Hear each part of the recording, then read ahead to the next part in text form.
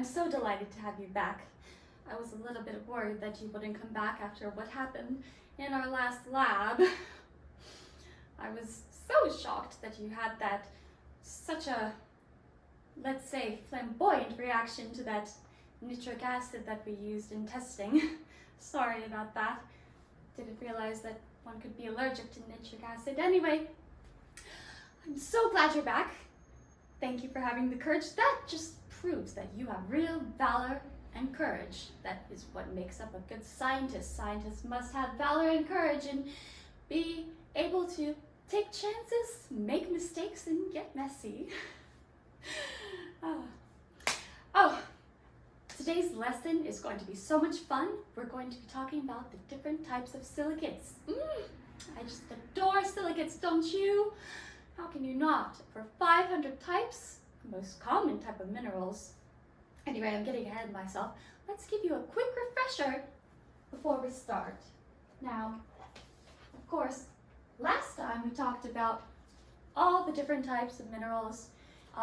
There are 7 main categories that mineralogists place them in. Of course, there are others. It is not an exhaustive list, but these are the main types. Now, first off, we have our native elements. I'm sure you remember that native elements are things, minerals that consist of only one element from the periodic table. Right. This includes gold, silver, platinum. Many precious metals are in this group. Copper, iron, very useful things. Diamond is also in this group. Now, diamond is not on the periodic table per se, but its element, carbon, is. Diamond is also the hardest mineral. Fun fact. We'll get into hardness of minerals in the next lesson. After this one, I'm getting ahead of myself. Goodness gracious me. So exciting. Halides, of course. Halides include such as halides include an element that is a halogen, such as chloride, bromine, fluoride.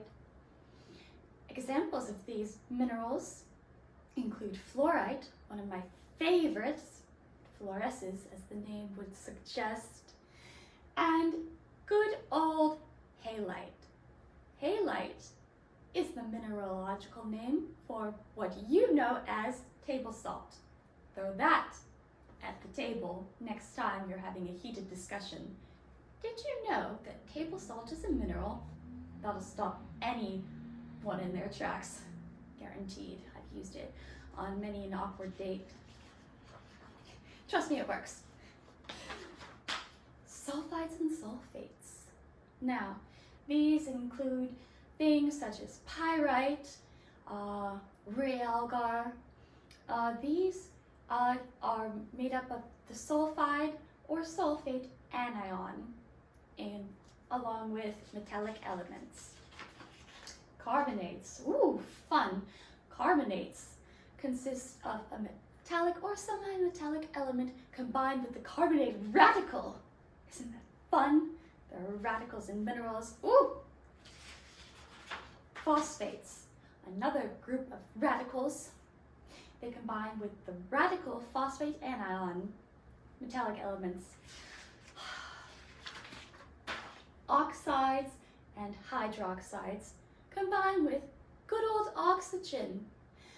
And of course, if you add water, it becomes a hydroxide. Hydro, water, oxide. There you go. Last but not least, silicates, which is, of course, minerals that are based off of the silicon dioxide molecule, or silicon tetrahedride, and that is what we are getting into today. Now, because silicates are such a vast group, mineralogists have divided them into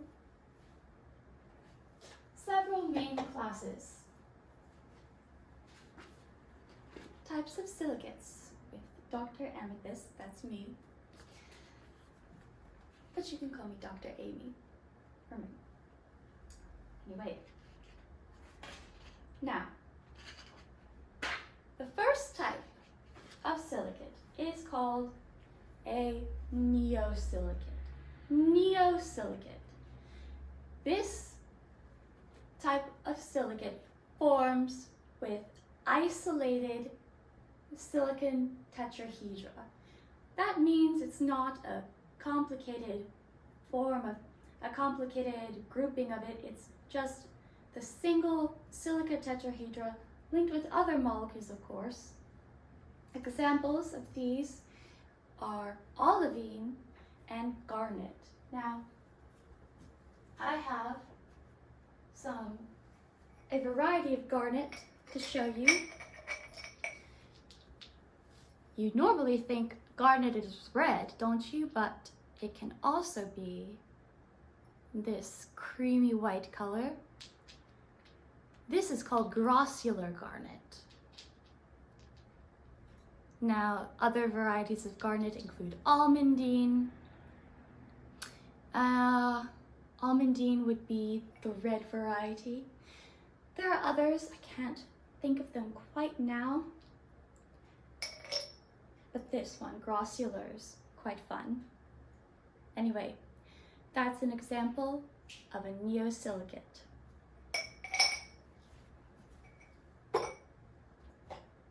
Now,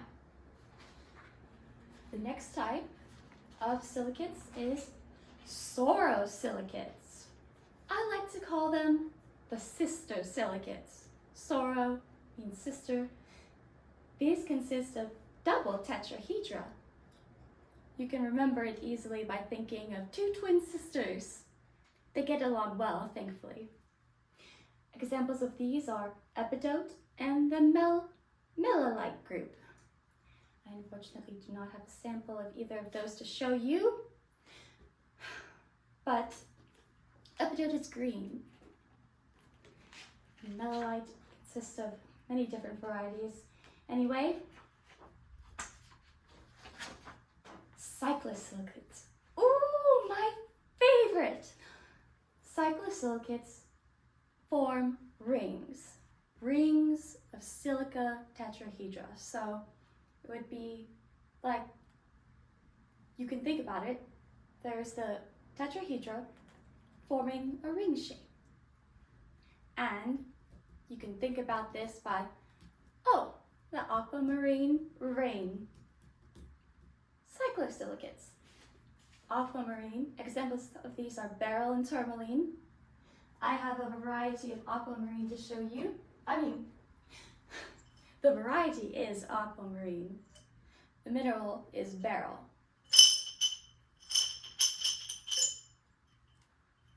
These are a few different pieces.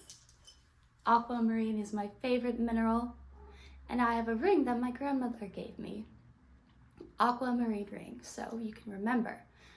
Ring silicates, beryl, aquamarine. Emerald is also a type of beryl. Now, as I said, these are my favorite. Cannot tell a lie. But we must move on. Inosilicates. Now, these are chain silicates. There are two different types. There are single chains and double chains. Examples of these are the pyroxene and amphibole group. These are a large group of minerals that make up a vast amount of minerals. They're not quite my favorite, I must admit, but they're still very important. Just because they're not pretty doesn't mean they aren't important. Anyway, pyroxenes are single chain inosilicates, while amphiboles are double chain inosilicates. I do not have any examples of them to show you because they are kind of nondescript looking and look bit more like rocks than minerals, and I do not have them in my collection because I like to collect pretty minerals. Now, phyllosilicates, another one of my favorites. These form sheets, sheet-like structures. This is kind of easy to think about. You can remember phyllosilicates because of, like, you know that type of pastry that's called phyllo dough? It's like layers. And so the minerals actually form sheets that you can literally peel. Examples are micas. There are many types of micas. Micas are some of my favorite. They're shiny and sparkly and just gorgeous. Actually, the makeup powder that I'm wearing contains mica in it. Did you know that? Have you ever looked up at the ceiling of your grandparents' house and noticed little sparkly specks in them? Well, that's mica. Have you ever noticed on a granite countertop the sparkly flecks? That is mica. Mica is an important mineral that is found in granite along with quartz and others. We will get into types of rocks in a different lesson. But for now, just remember, phyllosilicates vastly include mica. I have an example of a very special type of mica to show you. This is one of my favorite minerals. It is called lepidolite. As you can see, it's a mica and it's purple. Isn't that amazing? But if you look closely, you can see the sort of sheet structures. If this were a larger specimen, you would be able to literally peel it off into layers. It's fascinating. This is a lovely piece that was gifted to me by a geologist friend. Wonderful. And now, last but not least, we have tectosilicates. Tectosilicates are also called framework silicates because they form in a 3D framework. I believe these are the largest type of class of silicates. And one of the reasons why is because quartz is a tectosilicate. If you remember, quartz is one of the most abundant minerals in the Earth's crust. And feldspars and zeolites are also tectosilicates. I have several examples of quartz to show you. First, quartz can come in many colors. This is a piece of raw quartz. It's not very pretty or prismatic, but you can even see the dirt in it. This was found by another geologist friend of mine, gifted it to me. It's quite fascinating, but quartz, there's this pink quartz or rose quartz, and then quartz is often found in a geode. I have two different types of geodes. Let me show you the more. This one, as you can see, it's a rock on the outside, so on the inside, lovely sparkly minerals. I just love geodes. They're kind of a good metaphor for people, you know? You never know what a person is like on the outside. They may have a rough shell, but be a gem on the inside. Fascinating. Well, and that just sums up the types of silicates. Now, of course, I didn't go into extreme detail as this is a very intricate subject and I'm just trying to give you a good grasp of it. Now, next time we will talk about different mineral properties. I cannot wait to see you, but thank you for joining me. And I'll see you next time. Goodbye.